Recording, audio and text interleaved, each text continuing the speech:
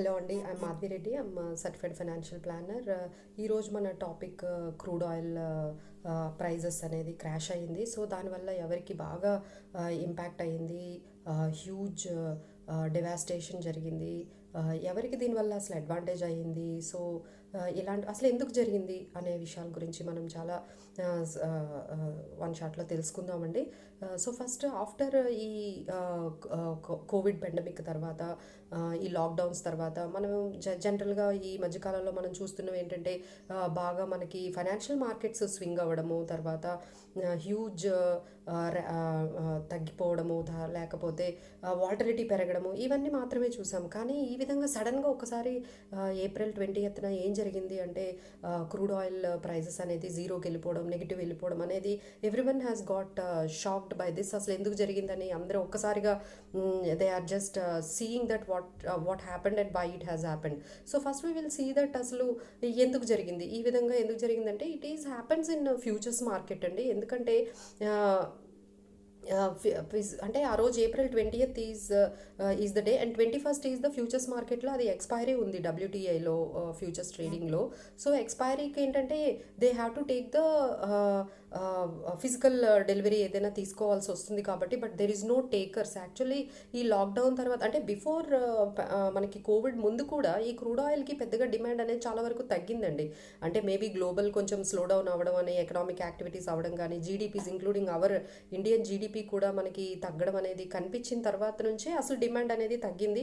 అప్పటి నుంచే వాళ్ళు కొంచెం ఆయిల్ ప్రొడక్షన్ కట్ చేద్దాము, సప్లైస్ ఎక్కువగా ఉన్నాయి, డిమాండ్ తక్కువ అవుతుంది అని చెప్పి అప్పటి నుంచే వస్తుంది. బట్ ఎప్పుడైతే ఈ కోవిడ్ అనేది వచ్చిందో, ఈ లాక్డౌన్స్ అయ్యాయి, almost 3 billion people are entirely shut down themselves and economic activities కూడా చాలా వరకు తగ్గిపోయాయి. సో కన్సంప్షన్ అనేది ఎక్కడ, ఆయిల్ కన్సంప్షన్ అనే దానికి ఎకనామిక్ యాక్టివిటీసే జరగట్లేదు. No one is travelling, everyone is locked inside. So దీనివల్ల ఏమవుతుందంటే కంప్లీట్గా సప్లైస్ అనేవి పైలప్ అయిపోతూ ఉన్నాయి అండ్ డిమాండ్ అనేది చాలా వరకు తగ్గిపోయింది. సో సో ఫైనల్ డే ఏమైందంటే there is no space to store the ఆయిల్ని అంటే ఆన్షోర్ కానీ ఆఫ్ షోర్ కానీ ఇది స్టోర్ చేసుకోవడానికి ఇంకెక్కడా లేదు. Everything has filled up with the oil supplies. So దీనివల్ల ఒక రీజన్ అని చెప్పొచ్చు. సెకండ్ రీజన్ ఏంటంటే the price war between Saudi Arabia, అంటే ఓపెక్ కంట్రీస్ అయిన రష్యా అండ్ యుఎస్, వీళ్ళందరి మధ్య ఒక ప్రైస్ వార్ అనేది క్రియేట్ అయ్యి, ఒకరేమో ప్రొడక్షన్ తగ్గించొద్దని, ఒకరోజు ఫుల్ కెపాసిటీలో ప్రొడ్యూస్ చేయాలని సౌదీ అరేబియా, వీళ్ళందరూ ఒక కంక్లూజన్కి వచ్చేటప్పటికే almost it was already late and the damage has already done because of this price war. వాళ్ళందరి మధ్య ఒక పాయింట్లో మీటింగ్ అనేది సక్సెస్ఫుల్ అవ్వకపోవడం వల్ల, ఒక పాయింట్లో వాళ్ళు సప్లై అనేది ఆపలేకపోవడం వల్ల కూడా, ఒక రకమైన ఆయిల్ ప్రొడ్యూసింగ్ కంపెనీస్ ఆపకపోవడం కూడా, ఒక రకమైన కట్ చేయకపోవడం కూడా ఒక ప్రాబ్లం అనేది క్రియేట్ అయింది. దానికి ఒక కారణం అనేది చెప్పొచ్చండి. ఎందుకంటే కంప్లీట్గా క్లోజ్ చేస్తే ఆయిల్ రిఫైనరీ కంపెనీస్ అనేవి చాలా కష్టమండి. ఎందుకంటే ఒకసారి ఆయిల్ రిఫైనరీ కంపెనీ కంప్లీట్గా క్లోజ్ చేస్తే దాన్ని మళ్ళీ దాన్ని స్టార్ట్ చేయడానికి it cost some millions of dollars, చాలా వరకు ఖర్చు అవుతుంది. కానీ అట్లీస్ట్ దే కెన్, అంటే వాళ్ళ ముందు నుంచే సప్లైస్ని గ్రాడ్యువల్గా కొంచెం కట్ చేసుకున్నట్లయితే బాగుండేదండి. ఇప్పుడు సడన్గా it was already the damage has severely done. So almost all oil producing companies బాగా వరకు చాలా దీనికి లాసెస్లో వెళ్ళారండి. ఎస్పెషల్లీ కొన్ని యూఎస్లో కొన్ని ఆయిల్ ప్రొడ్యూసింగ్ కంపెనీస్, రిఫైనరీస్ అయితే బ్యాంక్రప్సీకి వాళ్ళు దే హ్యావ్ ఫైల్డ్ బ్యాంక్రప్సీస్, కొన్ని కంపెనీస్, రిఫైనరీ కంపెనీస్. అండ్ సింగపూర్లో ఒక ఆయిల్ ట్రేడింగ్ కంపెనీ హిన్ అనే ఒక కంపెనీ ఉందండి. So almost they have incurred $800 millions of dollars వాళ్ళు దీనివల్ల డెరివేటివ్స్లో చాలా వరకు లాసెస్ అయ్యారండి. సో ఇందులో చాలామంది creditors who have supported in there debt restructuring, వాళ్ళ కంపెనీ డెట్ రీస్ట్రక్చరింగ్లో కొన్ని బ్యాంక్స్ కొన్ని ఇన్వాల్వ్ అయ్యాయండి. అందులో మన ఇండియన్ బ్యాంక్, ఐసిఐసిఐ బ్యాంక్తో పాటు మనకి HSBC, bank of China, JP Morgan and Standard Chartered bank, ఈ కంపెనీస్ కూడా వాళ్ళు దీనివల్ల వాళ్ళ ఆయిల్ ట్రేడింగ్ కంపెనీలో వీళ్ళు క్రెడిటార్స్గా ఉండడం వల్ల కూడా వీళ్ళకి కూడా చాలా ఇంపాక్ట్ అయితే అయ్యిందండి. So there are lot of అంటే బ్రోకింగ్ కంపెనీస్ కూడా మనం విన్నామండి. బ్రోకింగ్ కంపెనీస్ కూడా ఈ డెరివేటివ్స్ మార్జిన్స్ మెయింటైన్ చేయలేక వాళ్ళు కూడా they have made some certain losses అనేది అది కూడా మనం చూసాము. సో దెర్ ఆర్ లైక్ చాలా అంటే ఆయిల్ రిఫైనరీస్కి, ఆయిల్ ప్రొడ్యూసింగ్ కంట్రీస్కి అండ్ ఇలాంటి ఆయిల్ ట్రేడింగ్ కంపెనీస్కి, ఈ broking companies who are in this exchanges margin సెటిల్మెంట్లో కూడా వాళ్ళు కూడా చాలా వరకు లాస్ అయ్యారండి. This is the big impact అనేది జరిగింది.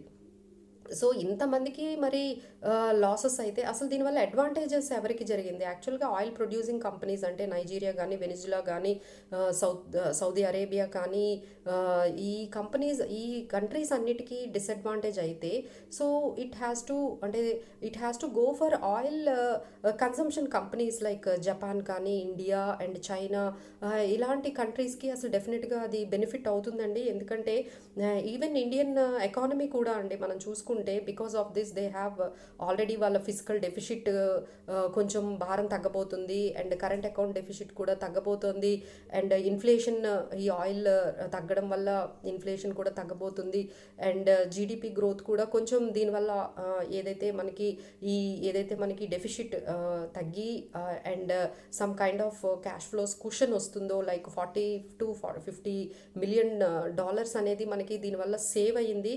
ఎందుకంటే మనకి 80% ఆఫ్ ఇంపోర్ట్స్ ఆఫ్ ఆయిలే ఉంటుంది కాబట్టి, సో ఎప్పుడైతే మనకి ఆయిల్ ఇంపోర్ట్స్ తక్కువ ప్రైస్కి దొరుకుతున్నాయో, so we can get this kind of advantage to our economy.